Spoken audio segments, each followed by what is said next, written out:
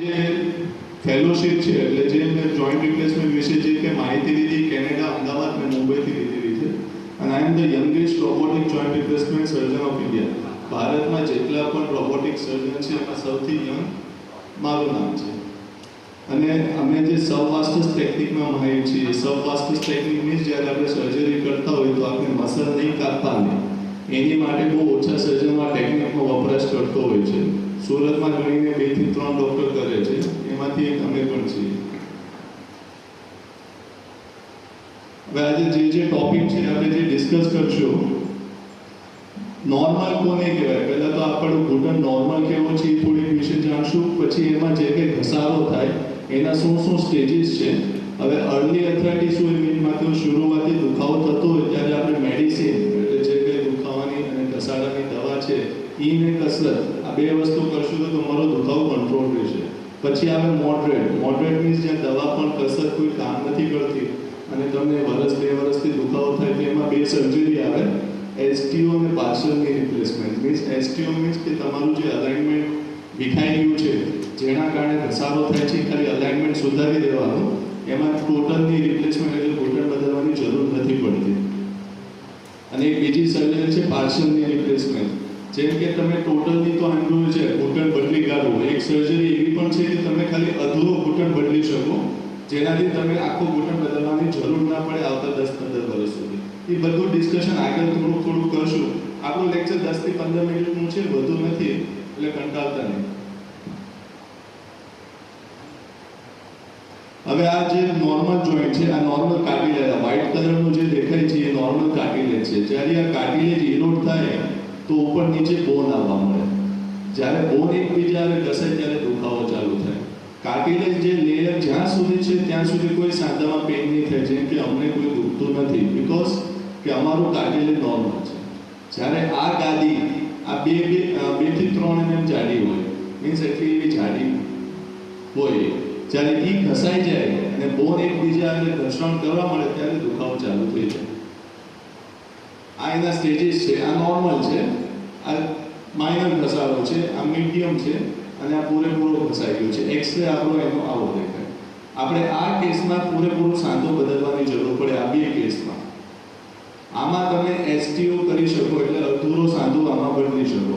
આમાં તમે હાઈ ટિબિયલ ઓસ્ટિયોટોમી કરી શકો અને આમાં કશું કરવાની જરૂર નથી કેમ કે આ નોર્મલ છે. હવે અલાઇનમેન્ટ કોને કહેવાય? તો આ નોર્મલ અલાઇનમેન્ટ આને કહેવાય કે આ થાપાના ભાગથી ઘૂંટી સુધી આપણે જ્યારે વજન દઈએ તો ઘૂંટણની વચ્ચોવચથી વજન નીકળી જવું જોઈએ, આવી રીતના સીધે. જ્યારે આ કેસમાં કંઈ પણ ફેરફાર આવે, જેમ કે આમાં આવ્યો છે, વજન બધું આ બાજુથી જાય છે એટલે અહીંયા ઘસારો ચાલુ થયો. આ કેસમાં વજન બધું અહીંયાથી જાય છે એટલે અહીંયા ઘસારો ચાલુ થયો. આ અલાઇનમેન્ટ જ્યારે વિખાઈ જાય ત્યારે ઘૂંટણનો ઘસારો ચાલુ થઈ જાય. આ નોર્મલ છે, બધો વજન ઘૂંટણના વચ્ચોવચથી જાય એટલે ઘસારો નહીં થાય. આમાં જે કંઈ ફેરબદલ આવ્યા, જેમ કે અહીંયા છે અને આ છે, તો ઘસારો ચાલુ. તમારા ઘણા પેશન્ટના પગ છે આડાવાળા થયા છે, ભલે એટલા નહીં થયા હોય પણ જરાક તો થયા છે. એટલે શું થાય કે તમારું એક બાજુ વજન જાય એટલે એ બાજુ ઘસારો ચાલુ થઈ જાય. હવે આને કહેવાય એસટીઓ. આ અલાઇનમેન્ટ આપણું વિખાય, માનો કે આ અલાઇનમેન્ટ વિખાઈ રહેલું છે, આ તો માનો 20-25 ડિગ્રી જેટલું વિખાઈ ગયું છે. આ કેસમાં ખાલી 6 ડિગ્રી વિખાયેલું છે. 6 ડિગ્રી અલાઇનમેન્ટ વિખાય એટલે આપણે અલાઇનમેન્ટ સ્ટ્રેટ કરીએ તો તમારો ઘસારો થતો બંધ થાય. એટલે 10-15 વર્ષ તમારે ઘૂંટણ બદલવાની જરૂર નથી. પણ આવા કેસ કયા હોય કે ઘસારો હજી ઓછો થયો છે, પૂરેપૂરો નથી થયો. એવો મતલબ નથી કે આ સર્જરી બધા માટે લાગુ પડે, નહીં. એનો ઘસારાનો કયો સ્ટેજ છે એનાથી ખ્યાલ આવે કે આ સર્જરી કરાય કે ના કરાય. એ ડૉક્ટર ડિસાઇડ કરે, પેશન્ટ ડિસાઇડ ના કરી શકે કે મારે આ કરવું છે. ડૉક્ટર કહે છે કે તમને આ કરવાનો ફાયદો છે કે નહીં. ફાયદો નથી તો આ સર્જરી ના કરાય, તમને નેગેટિવ રિઝલ્ટ મળશે. આવા કેસ ક્યારે કરવાનો હોય? જ્યારે ઘસારો ખાલી તમારો એક બાજુ છે, આ બાજુ અડધા ઘૂંટણમાં ઘસારો છે ત્યારે આ સર્જરી ફાયદાકારક છે. એને ઘસારો ખાલી આ બાજુ હતો, આ બાજુ નોર્મલ છે, તો આ સર્જરી કરવાના ફાયદા એ થાય કે 15 વર્ષ સુધી ઘૂંટણ બદલવો નહીં પડે. ઓલરેડી આ પેશન્ટના 2 વર્ષ તો થઈ ગયા છે. આ 2020નો એક્સરે છે, 2 વર્ષ તો ક્રોસ કરી ગયા છે. હવે આ છે પાર્શિયલની રિપ્લેસમેન્ટ. આ દેખે અધૂરો સાંધો બદલ્યો છે, ખાલી આ બાજુનો. આ બાજુ નોર્મલ છે, અહીંયા એકબીજા હાડકા ટચ થઈ ગયા હતા એટલે જે વચ્ચેની ગાદી છે એ ઘસાઈ ગયેલી. આ જગ્યા જે ખાલી દેખાય એનો મતલબ એવું નથી ત્યાં હવા છે, હવા નથી, ત્યાં ઓલી વ્હાઇટ કલરની મેં ગાદી બતાવેલી ગાદી આવે ત્યાં. ગાદી એક્સરેમાં ના દેખાય, હાડકા દેખાય પણ એ ગાદી એક્સરેમાં ના દેખાય એટલે આવી જગ્યા દેખાય. ઘણી વાર કે છે ને ડોક્ટરે કીધું મને જગ્યા થઈ ગઈ છે, ડોક્ટર જગ્યા થઈ ગઈ છે એમ નથી કીધું, ડોક્ટર જગ્યા ઘટી ગઈ છે એમ કહે છે. જગ્યા થઈ ગઈ નહીં, જગ્યા તો હોવી જોઈએ, હાડકા વચ્ચે જગ્યા હોવી જોઈએ. જગ્યા છે એટલે નોર્મલ છે, તમારી ગાદી નોર્મલ છે. જ્યારે ગાદી વચ્ચેની ઘસાઈ જાય ને હાડકા એકબીજા સાથે અડવા લાગે ત્યારે સમજી લેવાનું વચ્ચેની જે ગાદીની લેયર છે ગાયબ થઈ ગઈ, એટલે હાડકા એકબીજાને અડવા લાગે છે. તો આ કેસમાં આપણે અહીંયા જ ઘસારો છે, આ બાજુ કાંઈ નથી એટલે આપણે અડધો સાંધો પડ્યો. આને તમે ક્લિનિકલી જો એટલે ખોલીને જુઓ તો એનું પિક્ચર આવું દેખાય. અહીંયા દેખે તમને ખાલી એટલો ઘસારો છે, આ બધો ઇરોડ થઈ ગયેલો છે, આ નોર્મલ છે. તો આપણે ખાલી અડધો સાંધો બદલ્યો, આ બાજુ કશું નથી કર્યું. એનો ફાયદો શું છે કે આ તમારા જે લિગામેન્ટ્સ ને બધું એઝ ઇટ ઇઝ પડ્યું રહે, એટલે આમાં 10-15 વર્ષ પાછું સાંધો બદલવાની જરૂર નથી. અને કયા કેસમાં સર્જરી રિક્વાયર્ડ છે ડોક્ટર ડિસાઈડ કરશે, ના કે પેશન્ટ. પેશન્ટ ના કહેશે કે મારે અધૂરો સાંધો બદલવો છે, કારણ કે માનો કે આ બંને બાજુ ઘસારો હોય, અહીંયા છે ને અહીંયા છે, તો આ અધૂરો સાંધો બદલવાનો કોઈ ફાયદો નથી, તો તમને રિઝલ્ટ નહીં મળે. એટલે ડોક્ટરને બધો ખ્યાલ આવે કે આ કેસમાં અધૂરો સાંધો બદલવો કે પૂરો બદલવો. જ્યાં સુધી અધૂરો બદલવાથી અથવા ઓલું અલાઇનમેન્ટ સીધું કરવાથી તમને ચાલી જતું હોય ત્યાં સુધી આખો સાંધો ના બદલે.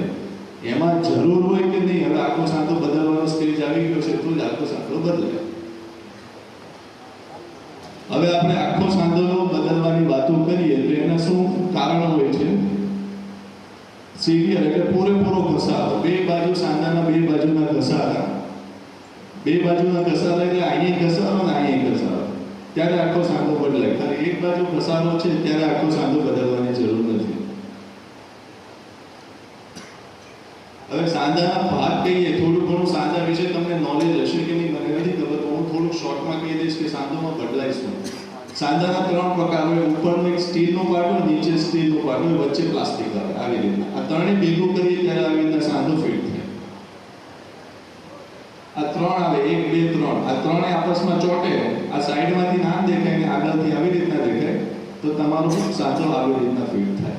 હવે જ્યારે કે સાંધો ફિટ કર્યા પછી આ કેટલા વર્ષ ચાલે, કેટલા વર્ષ ચાલે મીન્સ એની આયુષ કેટલી, આયુષ નિર્ભર કરે તમારા વચ્ચેની જે પ્લાસ્ટિક છે એનાથી.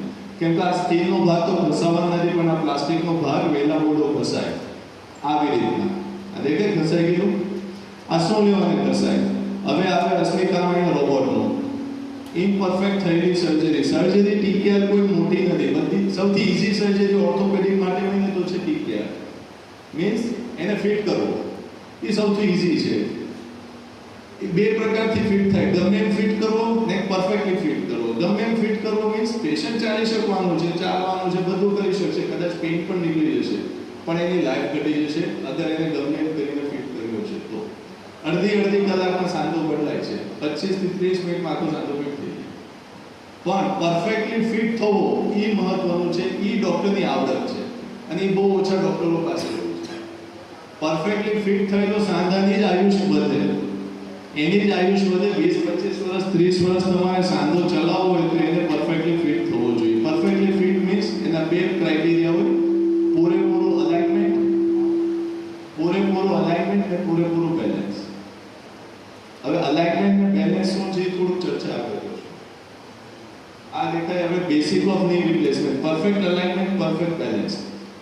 જેમ કે આપણે ગાડીના ટાયર છે, અગર અલાઇનમેન્ટ ને બેલેન્સ પ્રોપર નહીં હોય ટાયરમાં તો એ ટાયર વહેલા ઘસાઈ જાય છે કે નહીં. ગમે એવા મોંઘા ટાયર લ્યો, 5 લાખના પણ આવતા નથી, પણ કદાચ આવે, પણ એનું બેલેન્સ અને અલાઇનમેન્ટ પરફેક્ટ નહીં હોય તો એ ટાયર વહેલા ઘસાઈ જશે. એવી રીતના સાંધામાં છે, તમારું જે ફિટિંગ કરેલું છે સાંધાનું, એ બે ક્રાઇટેરિયા પરફેક્ટ નહીં હોય તો સાંધો વહેલા ઘસાઈ જશે. પછી તમે ગમે એટલો મોંઘો સાંધો નાખો, એનાથી કોઈ ફરક નથી પડતો, પણ આ બે વસ્તુ પરફેક્ટ હોવી જોઈએ.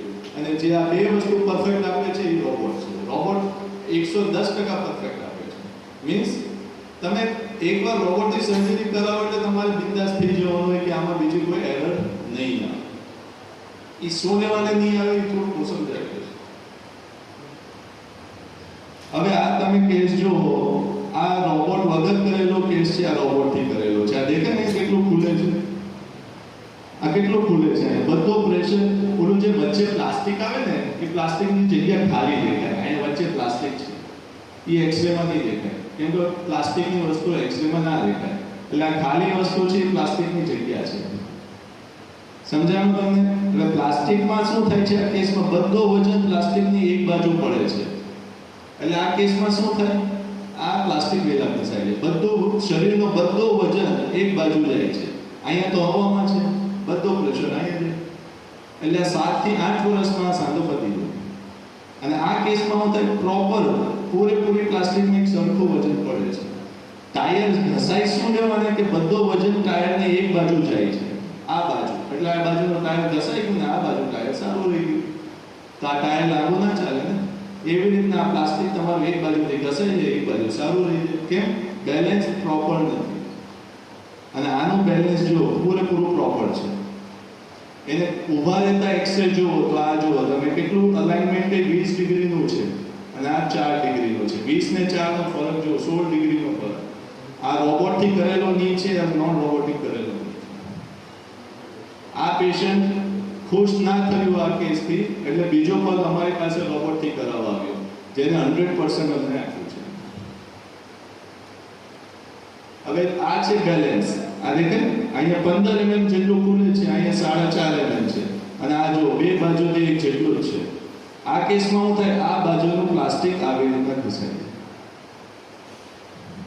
એટલે આ સાંધો 7-8 વર્ષ ચાલે, પછી તમારો સાંધો ફરીવાર બદલવાનો. આવું ના થાય એની માટે છે રોબોટ. હવે સબવાસ્તસ ટેકનિક કહીએ તો યુઝ્યુઅલી બધા સર્જન આવી રીતના વચ્ચેથી ચીરો પાડીને સર્જરી કરતા હોય છે. એટલે વચ્ચેનું જે મસલ આવે એ કાપીને કરતા હોય. આપણે જે કરીએ મસલ કાપ્યા વગર, એટલે બે બાજુ મસલ તમારે એકદમ રહે, નીચેથી વયું જવાનું. એટલે જે પોસ્ટ ઓપરેશન પછીની જે રિકવરી છે, તમારી જે ફિઝિયોથેરાપી પાર્ટ છે એ ખાસી ઘટી જાય અને જલ્દી રિકવરી આવે, જલ્દી છૂટા ચાલવા મળે. આ એનો ફાયદો છે. અને પોસ્ટ ઓપરેશન પછીનું જે પેઇન છે એ ખાસું ઓછું થયું. અને આ ગણીને 2 થી 3 ડોક્ટર કરે છે આજની તારીખમાં સુરતમાં. હવે રોબોટની ચર્ચા કરીએ તો આ રોબોટના બધા ફૂટ પેડલ્સ છે, એના જેટલા પાર્ટ્સ છે એની વાત કરીએ છીએ. આ રોબોટનું બળ છે, આનાથી હાડકું ઘસવામાં આવે. આ બધા ટ્રેકર્સ લાગે, એટલે જે કંઈ બધા વ્યક્તિની અલગ અલગ ઇમ્બેલેન્સની અલગ અલગ ખાટખોપણ હોય, મીન્સ એમાં અલગ અલગ પ્રોબ્લેમ હોય, તો આપણે પર્ટિક્યુલર કેસમાં શું પ્રોબ્લેમ છે એ આનાથી ટ્રેક કરે. આ ટ્રેકર્સ છે. આ મેપિંગ છે. મેપિંગ એટલે તમારી જે હાડકાની સાઇઝ છે, આ માસીની કે ઓલા કાકાની હાડકાની સાઇઝ અલગ અલગ આવે, તો આપણે કેસમાં કઈ હાડકાની શું સાઇઝ છે એ આપણે મેપ કરીને એને બતાવવાનું. મેપિંગમાં ખાલી કંઈ નહીં કરવાનું, ખાલી પેન્સિલથી તમારે હાડકાને રબ કરવાનું, ઘસવાનું. એ થિયેટરની અંદર જ થાય. અને આ 3rd જનરેશન રોબોટ એટલે કહેવાય છે કેમ કે આ રોબોટમાં સીટી સ્કેનની જરૂર નથી. તમને ખ્યાલ છે સુરતમાં રોબોટ કેટલા છે? કોઈને ખ્યાલ નથી આવતું છું? નથી. કેટલા છે? કોની પાસે? હા, બીજું? હા, ત્રીજું? હા. હવે 2 રોબોટમાં શું ફરક છે? આપણે 3 રોબોટ છે, એક પરમમાં છે, વરાછામાં છે. અને એ 3 રોબોટમાં એક આપણા જ રોબોટમાં એવી ખાસિયત છે કે આમાં સીટી સ્કેનની કોઈ આવશ્યકતા નથી. એટલે આ 3rd જનરેશન રોબોટ છે. બીજા જે કંઈ 2 રોબોટ છે, તમે સર્જરી કોઈ ગયા છે એમની પાસે? તમે ગયેલા ત્યાં કોઈ રિલેટિવને લેવા માટે કંઈ પણ? હવે માનો કે તમે સર્જરી પ્લાન કરો છો કે મારે સર્જરી કરાવી છે, તો તમે XYZ કોઈ પણ કંપનીના રોબોટ પાસે જશો. રોબોટ 4 કંપની બનાવે છે ટોટલ. એમાં 3 અમેરિકન છે, એક સાઉથ કોરિયન છે.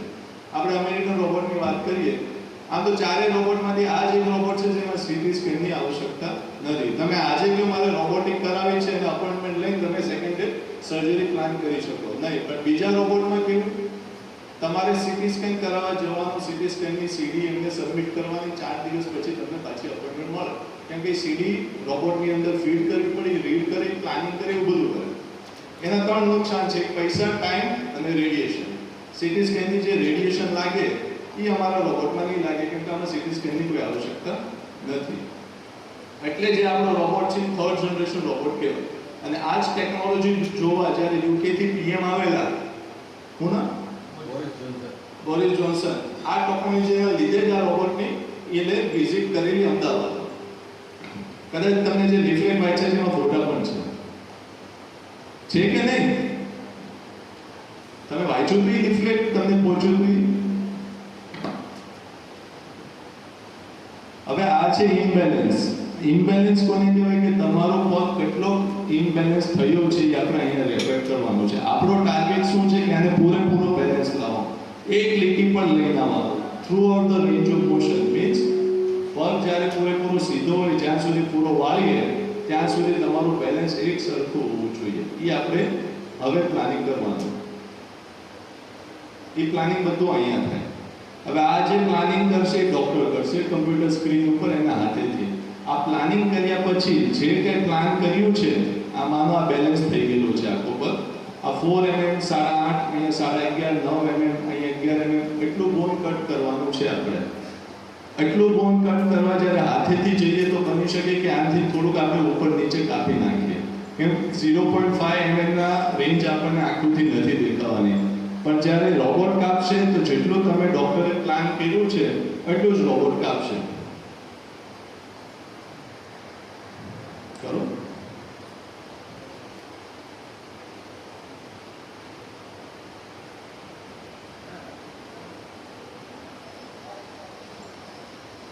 આ રોબોટનો હાથ છે અને અહીંયા લાઈન કપાઈ છે. આ રેડ ગ્રીન ને નીચે વ્હાઈટ. જેટલું તમે ત્યાં પ્લાન કર્યો એટલો રોબોટનો આ જે હાથ પી હેન્ડ પીસ દેખાય ને જેનાથી ઘસે છે હાડકું એ એટલું જ કાપશે. જ્યારે વ્હાઈટ પાર્ટ આવી જાય એટલે તમે હાડકું કાપી નાખ્યું છે. રિયલ ટાઈમ છે. રિયલ ટાઈમ મીન્સ અહીંયા જે કંઈ કરો તમને સામે દેખાશે. પ્લસ અહીંયા જે બર છે જે કાપવાનું જે ધાતુ છે એ અંદર બહાર થાય છે. અંદર બહાર મીન્સ જ્યાં કપાઈ ગયું ત્યાં અંદર વયું જશે, જ્યાં કાપવાનું બહાર છે ત્યાં બહાર આવશે. અને આ જે રોબોટ છે જેમાં બર વપરાય છે, બાકીમાં 100 બ્લેડ વપરાય. 100 બ્લેડ મીન્સ આરેથી નુકસાન શું છે કે આરેની જે થિકનેસ છે, આરેની જે જાડાઈ છે એ કંઈક 1.3 mm ની આવે. એટલે 1.5 mm આરેનું તો હાડકું ધક્કો મારી દેશે. સમજાણું તમને? આપણે માનો કે 8 mm હાડકું કાપવું છે, આરીએ 8 mm તો કાપી નાખ્યું, પણ આરીએ જે હાડકાને ધક્કો મારી દીધો 1 mm નો ઈ છે. એટલે 8 નથી કપાણો, ઓલરેડી 9.3 mm કપાઈ ગયું છે. એટલે આ જે રોબોટની ટેકનોલોજી છે એ બીજા રોબોટમાં નથી. બીજા બધામાં 100 થી કાપે છે, બ્લેડથી. અને આ રોબોટ બર્ડથી કાપે છે. આમ ઊભું હાડકું કપાય. એટલે જેટલું તમારે કાપવાનું છે 9.5 તો 9.5 જ કાપશે. પછી એમાંથી 0.1 mm વધુ નહીં કાપી શકે.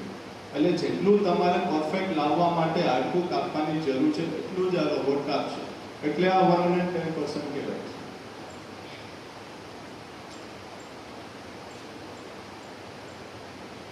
પછી તમારું બધું બોન કપાઈ ગયું. આ ટ્રાયલ ઇમ્પ્લાન્ટ છે. ટ્રાયલ ઇમ્પ્લાન્ટ નાખ્યા પછી through out the range of motion તમે જોવો છો 0 થી લઈને 120 ડિગ્રી સુધી કમ્પ્લીટલી બેલેન્સ થઈ ગયું. એટલે તમે 1 mm ની અંદર ટાર્ગેટ કર્યો છે એટલે પૂરેપૂરું 1 mm ની અંદર આવી ગયું છે. એટલે through out the range of motion તમારું બેલેન્સ પરફેક્ટ આવી ગયું. એટલે આનાથી શું ફાયદો? તમને ચાલવાની મજા આવે.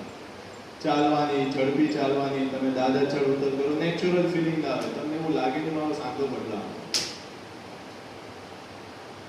હવે આ રોબોટની શું ખાસિયત છે? એ અમેરિકન છે, ઓટોમેટિક નથી. આ ઓટોમેટિક મીન્સ કે એને તમે કહેશો કે સર્જરી કરી નાખો, એ નહીં કરે. એને બધું ઓપરેટ ડૉક્ટરને કરવાનું છે. એનું પ્લાનિંગથી લઈને એનો હાથ પણ ડૉક્ટરને જ પકડીને કામ કરવાનું છે, જેમ કે અમે વિડીયોમાં બતાવેલું. ઓટોમેટિક તો નહીં કહેવાય કે પ્લાનિંગ થઈ ગયું પછી રોબોટનો હાથ આવી જાતે કાપવા મળે ને, એવું નથી. આ ડૉક્ટર ઓપરેટેડ રોબોટ છે. મીન્સ તમારે ડૉક્ટર ઉપર જ નિર્ભર રહેવું પડે. રોબોટ ખાલી તમને મદદ કરે, એક્ઝિક્યુશન પરફેક્શન માટે મદદ કરે. બાકી કરવાનું છે બધું ડૉક્ટરે. પ્લાનિંગથી લઈને કાપવાનું કામ એ આપણે જ કરવાનું છે. આપણે ખાલી રોબોટનો હાથ પકડીને એટલું હાડકું કાપવાનું કે આપણા હાથથી વધુ ના કપાઈ જાય. રોબોટ જેટલું આપણે જોઈએ છે એટલું કાપીને આપી દે છે. માર્કેટ આમાં સીટી સ્કેનની કોઈ જરૂર નથી. માર્કેટ કેપ્ચર ઓફ 75% મીન્સ જેટલા પણ રોબોટ ઇન્ડિયામાં છે 50ની આજુબાજુ, એમાં સૌથી વધુ રોબોટ આ કંપનીના છે. ફિઝિયોથેરાપી બહુ ઓછી જરૂર પડે, પેઇન બહુ ઓછું થઈ જાય, બ્લડની નુકસાની બહુ ઓછી, એટલે શરીરમાંથી ખૂન જે બહાવ થાય એ બહુ ઓછું થઈ જાય. બેલેન્સને અલાઇનમેન્ટ પૂરેપૂરું 110% મળે. બોન લોસ મીન્સ હાડકું જેટલી જરૂર છે એટલું જ કાપશે, એનાથી વધુ નહીં કાપે આ રોબોટ. રિકવરી ફાસ્ટ આવશે. આ આપણે યુકેના પીએમ છે જે આપણે અમદાવાદમાં રોબોટનું પૂરેપૂરું ડેમોન્સ્ટ્રેશન લેતા હતા બીકોઝ ઓફ વોટ કે આ નેક્સ્ટ જનરેશન રોબોટ છે કે નવું છે કંઈક અને આ રોબોટ પણ અમેરિકાનો છે.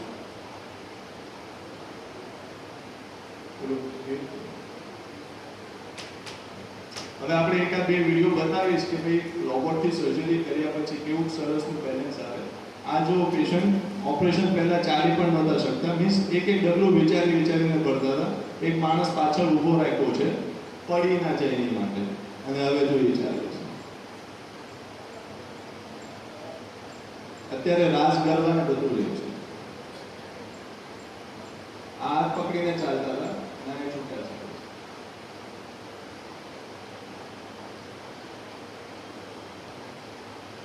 વજને ઘટી ગયો બીકોઝ આ ચાલી નહોતા શકતા આખો દી ઘરમાં બેઠા રહેતા હવે ચાલવા ફરવાનું ચાલુ કરી દીધું. Thank you. કોઈ પ્રશ્ન છે?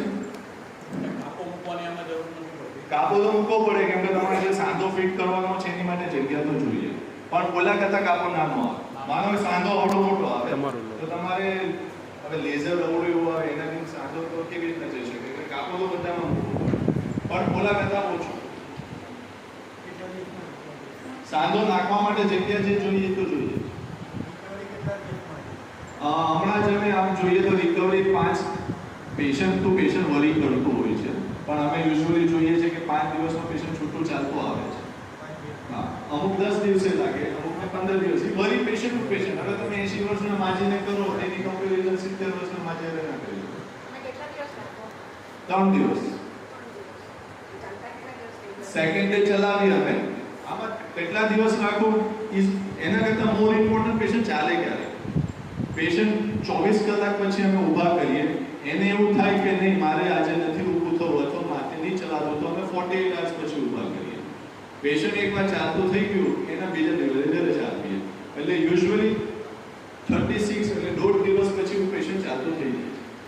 અમુક પેશન્ટ હોય આમ તો 24 કલાક પછી ચાલતું હોય અમુક 1% પેશન્ટ હોય કે જેને બીજા 12 કલાક જોતા હોય છે ચાલવા માટે તો પછી અમે ડિસ્ચાર્જ કરીએ. હા પણ તમે કેવી રીતે પૈસા ને બધું લો? આયુષ્યમાન કાર્ડથી કે નહીં આયુષ્યમાન પેલો કેટલો ખર્ચો આવે? આમાં એક પગનો તમારે 2.5 લાખનો ખર્ચો છે. એક પગ 3 દિવસ રાખો 3 થી 4 દિવસ રાખવાનો. અને થેરાપી કેટલા દિવસ લેવાની? થેરાપી અમે 5-6 દિવસ કોઈ ફિઝિયોથેરાપિસ્ટને મોકલીએ તમારી પાસે શીખી લેવાનું સરખી રીતે પછી તમે જાતે એક્સરસાઇઝ કરવાની. એ જો કહું છું પેશન્ટ કેપેબલ હોય કે નહીં હું જાતે કરી લઈશ.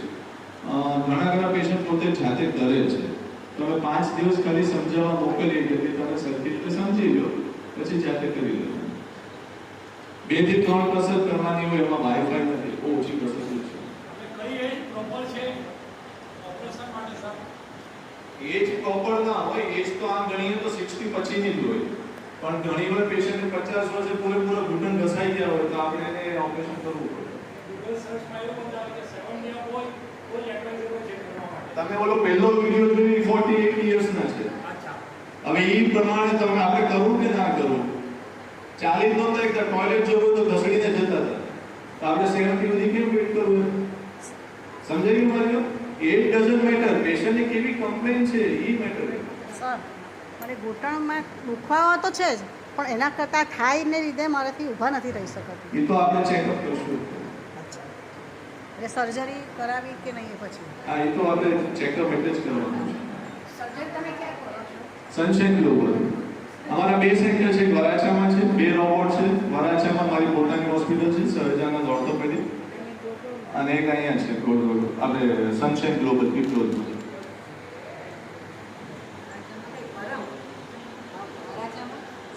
Sahajanand orthopaedic hospital. બીજું કે પૂછું?